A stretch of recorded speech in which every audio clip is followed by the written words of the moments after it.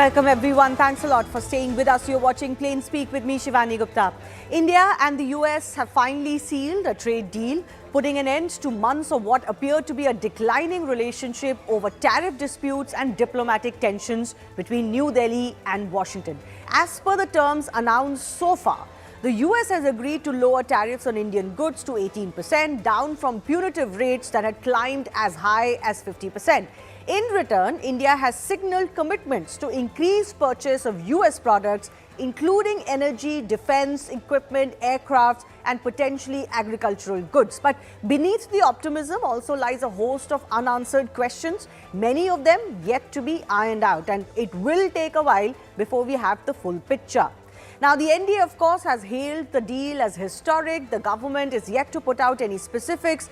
Piyush Goyal, the union minister, just spoke a short while ago, slamming the opposition for derailing the proceedings in Parliament and for what he called was very shoddy behavior. The minister says the government wanted to put out the details of the trade deal in Parliament, but they couldn't do so because of the antics of the opposition. The opposition on its part has been demanding more clarity through the day. The Commerce Minister maintains that the deal that has been announced by Donald Trump and of course acknowledged by Indian Prime Minister Narendra Modi is the one who had imposed tariffs in the first place, and the specifics would be put out as soon as the deal is inked. And the question remains, did India secure a good deal or not? What's really the fine print going to be? We can only guess right now, but we'll explore that and more with our guest joining us in just a bit. So many details regarding this trade deal still need to be ironed out. As I mentioned, there has been not much clarity in the public domain. For example, Trump claims India agreed to zero tariffs and zero non-tariff barriers, but India has not confirmed this, especially for sensitive sectors like agriculture. Trump says India will buy more US agricultural goods, but no clarity on protection for Indian farmers, livestock rearers and fishermen that the government has sworn to protect. Trump says India will stop buying Russian oil and shift to US and Venezuelan supplies, but the Prime Minister hasn't really made a mention of it yet. Furthermore, no details on rollout dates or enforcement of the deal has been made public yet. Clearly, a lot of the fine print still needs to be typed and set and confirmed. Sensitive items like dairy, soybean remain unaddressed, and full market opening could hurt small businesses and domestic industry. Are there going to be safeguards in this regard? We are yet to know. Amidst these questions, this is what government sources are saying, that key interests have been protected. So what are those key interests and what are those key areas that at least government sources have indicated to CNN News 18? One, that no compromise has been made as far as farm and dairy sectors is concerned. As I mentioned, this has been a stated position of the government, also a famous statement made by the Prime Minister himself that cattle rearers, dairy farmers, fishermen, their interests will not be compromised. So the government has said that the interests of farmers, etc., will be protected. The government sources are also indicating that India will follow a people-first policy when it comes to decisions of oil purchase. What does this mean? Frankly, in other words, it just means that whatever is cheaper to us will be preferred and the basket will be formulated in that manner. Furthermore, India will choose markets that provide the best prices. Clearly, that is what the contention or the position of the government has been so far as well. A key bone of contention has been $500 billion worth investment that Donald Trump has announced. The government has clarified that this, of course, will be made in US sectors over the next 6 to 7 years. It was never really going to be an annual investment. But let me also break down how 18% tariffs will impact key sectors in India. While generic drugs were always exempted, exports of non-smartphone electronics to the US were subjected to 50% tariffs. Till now, they will now face 18%. Auto components that earlier faced 25 to 50 will also be reduced to 18. Agricultural products from India that faced up to 35 to 40% tariffs will now face the reduced rate of 18%. Industrial goods will also face 18%, falling from anywhere between 22 to 25%. With its share of positives, there are a number of challenges ahead as well. First being, of course, as I mentioned, that $500 billion worth of American products purchased. For now, India's current imports from US stand at less than $50 billion a year. reaching $500 billion will, of course, take a good amount of time. 6 to 7 years is what government is indicating. We'll wait for the final confirmation. Then there is this Russian oil dilemma. Of course, Trump has announced India will cut Russian energy, almost suggesting immediately. But switching to US or Venezuelan oil could raise inflation back home as well. And there are other technicalities like, making it ready that could be a hindrance as well. The US seeks near zero tariffs of farm and industrial goods, but this would further expose Indian farmers and dairy sectors, even MSMEs. So how has this challenge been met? These are all questions on everyone's mind. So did India really get a good deal? How are we to assess this deal that we're talking about right now with the information that we have so far? That's the big debate coming up with our guests in just a bit.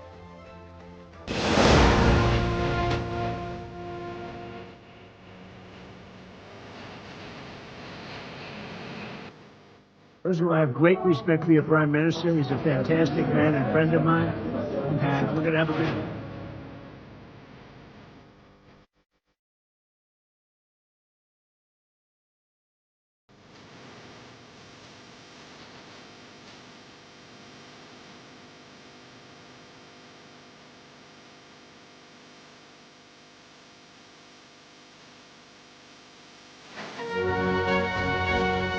ऐतिहासिक trade deals Modi ji के नेतृत्व में 9 trade deal जो हुए हैं उसको लेकर के देश भर में उत्साह है.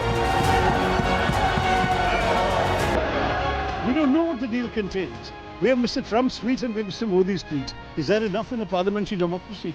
Shouldn't the government come and explain to the people of India what's in the deal? We have no idea.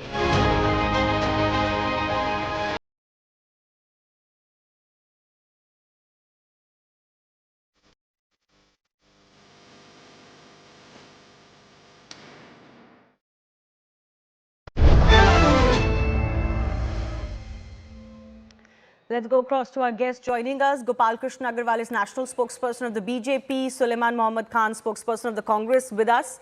And I'm also joined by Arun Kejriwal, who's a market expert. We have no idea what the deal contains. The government has not been able to outline the fine print. Gopal Krishna Agarwal, don't you think this is a fair question that not just the opposition today, but the entire country is asking? Such a much awaited, much touted, much welcome deal, no doubt. But we don't know the fine print. Surely, this is a valid question that without having the details, everybody wants the details of the deal. But the second question is, then how anybody is criticizing them when they don't have a detail? The thing is that everybody was waiting for a deal. It's a big boost for the country. We needed a deal with the US. This is the 9th deal. And this is the 38th country that we are having trade deal. And all those deals which are in the public domain show that India's interest has been very carefully and very effectively protected. So the thing is, why do people want to jump on this, that they want to go that on the speculative mode that the India's interest will not be taken care of? Speculation is only happening because we don't have the... Shivani ji, let me complete. I also have a very good exposure on the oil markets also. The thing is, we have in last year alone, we have been able to save more than 35,000 crores because of our good strategy to purchase oil, wherever it is cheap at the cheap rate available. There was strong pressure from every country. Even at the time of Iran, earlier when we imported from Iran, there was a pressure, even to the extent of sanction, that if you purchase from Iran, you will be under sanction. We protected our interest. So why now we will not protect our interest? And second thing, if Venezuela oil is available cheaper than Russia or any other countries, why the oil at present is $60, around $60 a barrel, quite cheap available. There's a glut of supply in the global market. So the thing is that those who don't understand anything, our deals have been very successful. What was important for us? our marine and the fisheries export to US was very important. Okay. That was hurting our coastal regions and the whole fishery areas that has been secured. And when this was becoming a problem to our fishermen, those people who were involved in marine, Understood. Okay. so we opened the market with the European nations. So Okay, so you are we saying, have no, I faith on understand that. what you're saying, that you're saying we've protected our interests so far. There's no reason to suggest that we're going to let go of those interests now. Let Suleiman Mohammad Khan respond to this. And also, Suleiman, just shortly, a short while ago, Piyush Goyal gave a press conference. He said we wanted to give these details in Parliament, but because of the behavior of the opposition, he particularly condemned Rahul Gandhi-led Congress, TMC, etc., that because of their behavior, they were not able to table in front of the Parliament as they should have the details of the deal. Shivani, what a lame excuse Minister Piyush Goyal has given. Anyhow, it is a very pertinent question that is in a parliamentary democracy, the President of the United States first declare a deal, India and US trade deal, and subsequently our Prime Minister says it's a wonderful historical deal, it's good for the country, etc. But I'm not able to understand. And the details which I have gathered from the media, I can understand that 18% of the tariff has been imposed on Indian goods which will be exported to US or imported into US from India. 50 to 18. Now, I don't understand that prior to this, the average tariff on India was 3%. 3%. How come we have a beneficial deal when average tariff from 3% has reached to 18%? I'm completely unable to understand with the limited information I have from the social media and media platforms. So what is there to celebrate? Secondly, who is the United States President or United States of America to dictate terms to us from whom to buy oil, with whom to have strategic ties? Is our Chabahar port in Iran, which is going on, will it stay or not? Because US in a way imposing sanctions on us. Because in August it put a 25% penalty above the tariff because we were taking oil from Iran. Now Mr. Trump said that Prime Minister Modi has to stop buying oil from Russia, or India has to stop buying oil from Russia. Prime Minister Modi surrendered. This is what Rahul Gandhi ji has been saying. So, you don't And buy Gopal Krishna Agarwal's argument that, see, so far... Complete. Yeah, no, on the oil issue only. On the oil issue only, I asked him that question. One last sentence. Every time Trump said, Narendra, surrender. Narendra Modi surrenders. This is what has been happening. What to our autonomy? The autonomy of the country, the strategic autonomy, whom to buy oil from, whom to talk to, will the President of America decide? These are very important questions. Decided he would have just given a one-line statement that don't buy. We have continued buying oil from Russia. But now you have surrendered or not? Who is the manager to tell us? He had been telling. No, we have surrendered or not because of Mr. Modi. No, who has surrendered? He had said since long that don't buy oil from Russia. We did not stop buying oil from Russia. He said don't buy oil from Iran. We continued our oil. Okay. Diplomatic relations. Can I just come in? I really don't want you to speak over each other. I want each of you to have your fair time. Suleimanji, the government is saying, as the Gopal Krishna Agarwal is saying, that see, we didn't surrender our interests for so long. Why would we do it now? Because India actually held out against US pressure for a year. We did it because we didn't want to, compromise some of our key interests. 3% to 18%, Shivani ji. But Suleimanji, let's be pragmatic. That 3% era that you're talking about is the pre-Trump era. Suleimanji, can I just come in? Can I just come in? Let's be pragmatic. That 3% or the lower tariff rate that you're talking about, I don't want to speak over you. Let me come in, then you can come in. Suleiman, I don't want to speak over you. Let me come in, then you can come in. That 3% or lower tariff era that you're talking about is a pre-Trump reality. We don't live in that world anymore. We know that Trump has slapped reciprocal tariff now on every country, on all trading partners, even their best of friends and strategic allies. The reality was that India was not bending to their whims, which is why it attracted not just a high tariff of 25%, then also the Russian oil added tariff of 25%. So we have to talk about from 50% to 18%. We can't go to a pre-Trump era, right? Let me go across to Pratik Dattani, who's MD, EPG Consulting and former UK FICCI head. Let the expert come in. You don't take my word for it. Let the expert come in. Salmanji, I'll come back to you. Pratik Dattani, from 50% to 18%, at least it's a relief to what was these reciprocal and Russian oil tariffs. If we go by just that tariff rate, do you think this is now a successful conclusion of what has been a very tense negotiation with US? We don't really know the fine print, so I don't want to get into speculation. I think actually this is an intermediate step. This 18% is not the end point. Even with the other trade deals Trump has negotiated around the world, including with the EU, actually he's gone back and wanted to change the terms of trade. So I fully expect that to happen in the next 6 months to 12 months with India. And there's two main reasons why. The oil discussion we've been having, if India doesn't decrease the imports from Russia, which it should not do, then Trump is fully within his rights to come back and say, well, I told you should do, and you haven't done. And the second point I want to say is, in his Truth Social post yesterday, he said India will buy $500 billion more from the US. Now, Indian FDI last year into the US was $4 billion. And Indian purchases of US goods were somewhere between $45 and $50 billion. So that $500 billion number is nowhere near reality. Yes. I hope he understands this, but if he doesn't, then this is where India is going to need to go back to the negotiating table a few months later when Trump changes his mind. No, absolutely. Before you joined us, I outlined exactly some of these niggling points.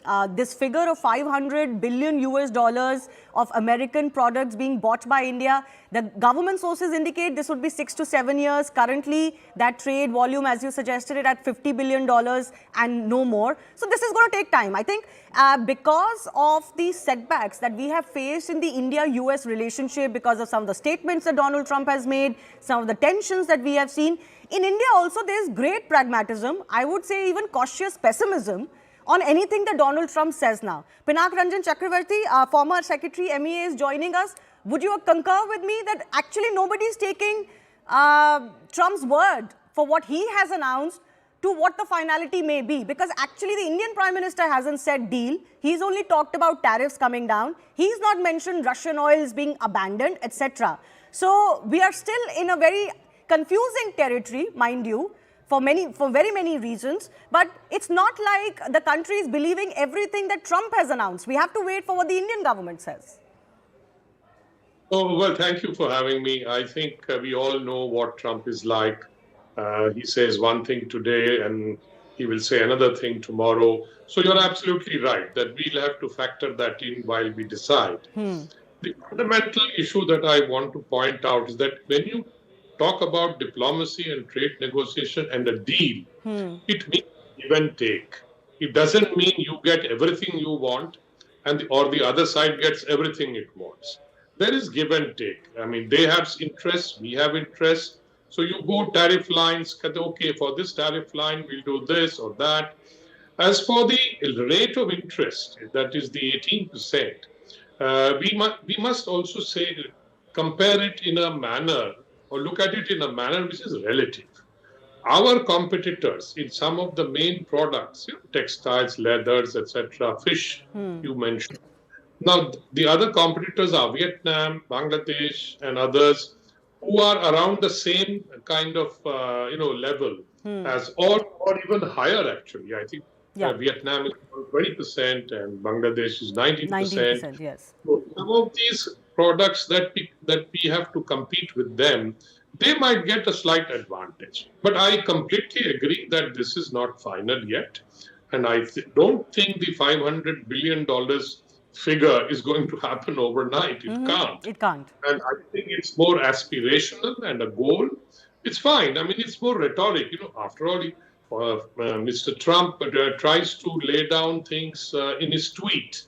but what happens on the table when you negotiate would be completely different. We've So all I learned think that lesson. But you talked about how a trade deal will have some give and take. So do you suspect India would have maybe blurred some of its red lines to finally sign the dotted line? Or do you think India would have stood firm on farm, dairy, fisheries, at least these three sectors that the Prime Minister has sworn that he will not he has sworn that he'll protect them. Let's put it this way.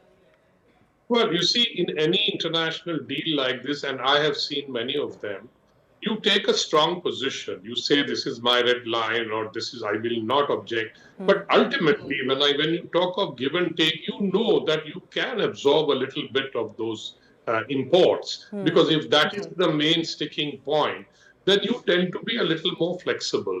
For example, let us assume that we have allowed some kind of low duty or zero duty for avocados, for example. Now, what is the market of avocados in India? Do you eat avocado every morning?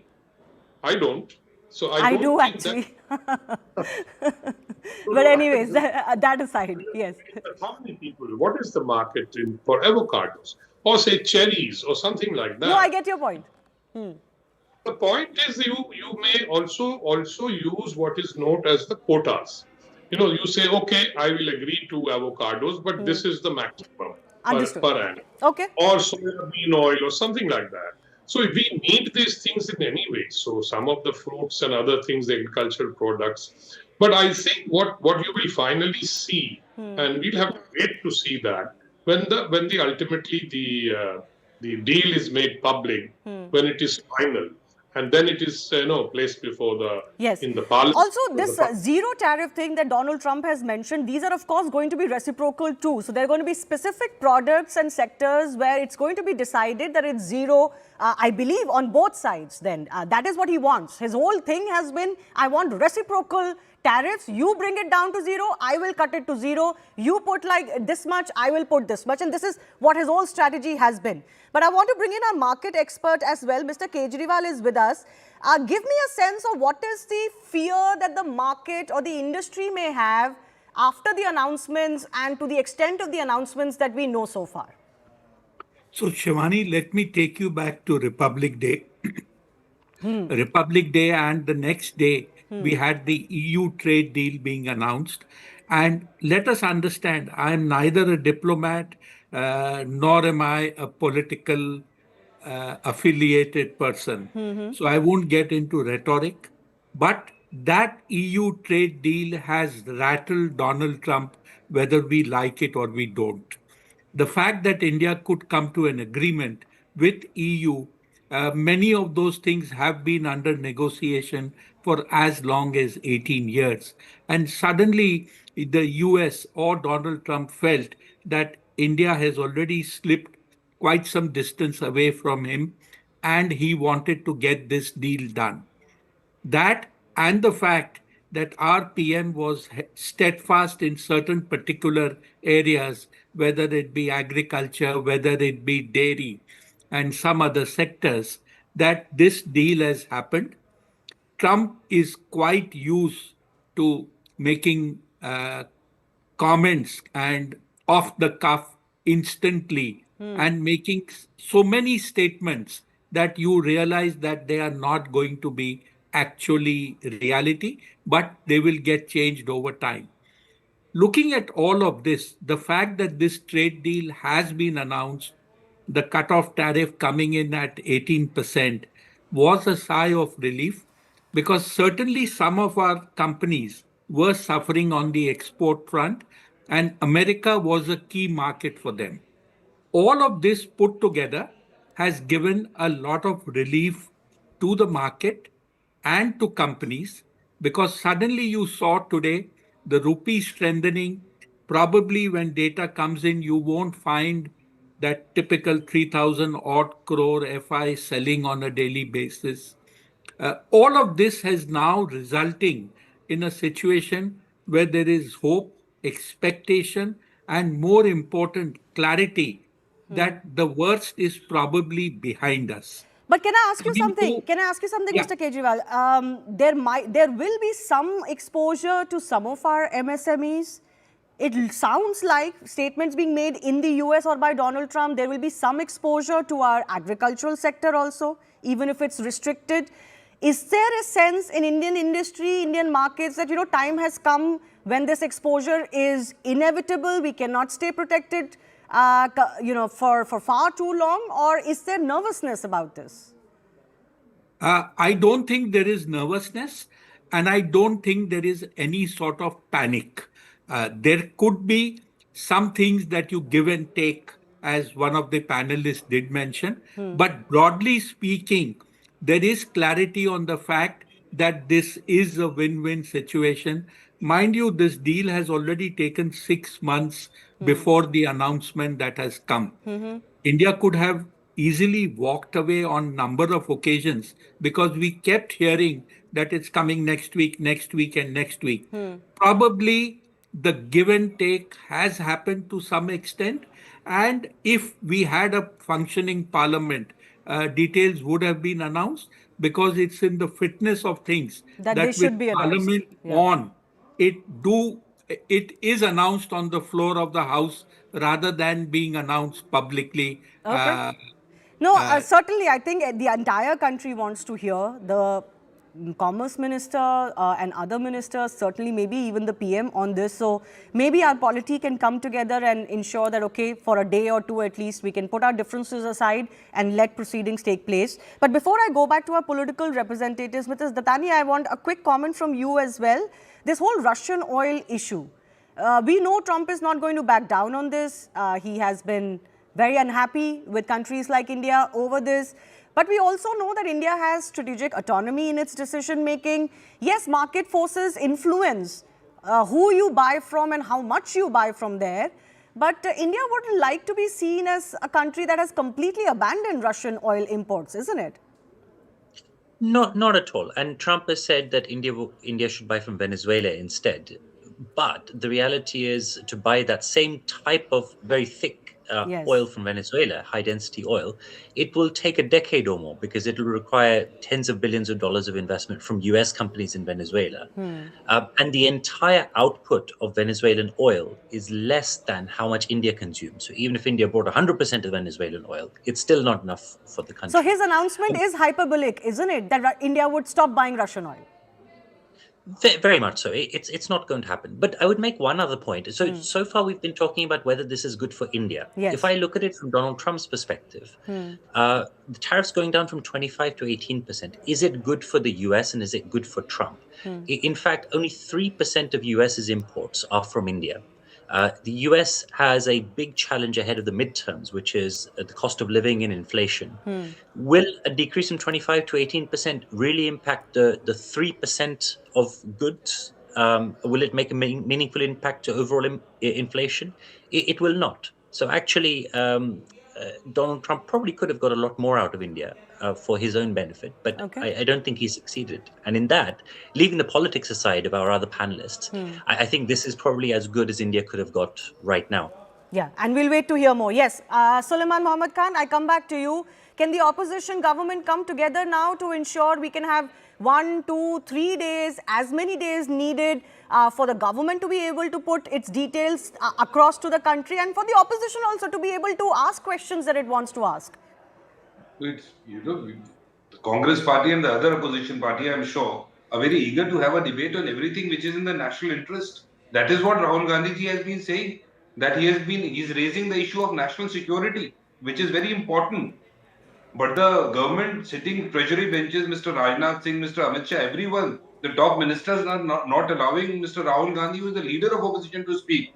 Rather, the speaker is not allowing, honorable speaker is not allowing Mr. Gandhi to speak. Now, about this deal, I have heard everyone. I'm completely unable to understand how from 3% average tariff on Indian products going to US, it has been raised to first 25%, then 25% penalty as a sanction for buying Russian oil. Now it has been reduced to 18% because we have, as Mr. Trump said, that India has given a commitment to stop importing Russian oils. Therefore, that 25% sanction is gone. Yes. So actually, we have surrendered on that condition. No, that but is what I I'm asked saying. our experts exactly that question. No. We'll get the details. What I know, I am telling. I may be wrong. Tomorrow, day after tomorrow, you'll get No, you're exempt. absolutely right. Second, As far as second, we Shivani, know. second point. This is about the goods coming from America. Sorry, goods going from India to America. The American goods which are coming into India imported is 0% tariff, which is generally 30% prior to that. It's completely shocking to No, even all of it is imagine. not going to be 0%. And then, Shivani, what is the celebration for? Why Mr. Modi is being garlanded? Have you ever seen a Prime Minister of India cracking a deal being garlanded, a celebration Okay, going that's on? for BJP to explain. But I'll give the final minute to Gopal Krishna Agarwal. Why the euphoria when we don't know the details? I'm sure, I don't understand. Mr. Agarwal, I'm sure even you don't know the details. So what are we celebrating? That's what I'm telling. That you are jumping, everybody is jumping, particularly opposition, Why are that you deal will jumping? be Why are you bad for India. celebrating when you don't They even had know the been details? Why is always BJP talking that celebrating? Okay, let please him sign a speak. deal with, Sulaimanji, let him speak, please. Yeah. yeah, they had always been saying that we should sign a deal with the US, and that has been done. That's the only thing. I am very sure we are celebrating that it is a good deal. We wanted this deal. Our industry, our farmers, our marine producers, everybody wanted this deal, and our interest will not be subverted, because if that had to be compromised, that would have been done long Okay, back. okay. 1 year So back. we So leave I it at that think, because and unfortunately we don't have any more details. last Shivani, one Yes, last one. yes. The thing is that earlier in the UPA, we had signed deal with Korea and Japan. What did it benefit us? They signed with deal with ASEAN countries. Did it benefit us? We have over last almost 10 years have signed 9 FTAs, and they all the 8 at present whose details are with us have been exemplary benefiting Okay. India. Okay. So only wait for that. And just No, why we are will you? wait for that. We will wait for that. There are lots of commitments the government has indicated when it comes to this And long-awaited government has deal with already US said. is concerned, and it will be judged on that. When the fine print In comes, a it will week we will certainly come be out judged with on the that. details. Okay. Government has said now that it will come out with full detail in I a hope week. Parliament functions. Please, this is every Indian citizen's request. Let the Parliament function. Let us hear the Government has to government. make it Let us hear functional. from the opposition too. Too much Opposition time is clearly being government has to wasted, make it not functional. not It's their alone the costs of responsibility. running the Parliament. All right, I'll leave it at that. I do thank our guests for joining us.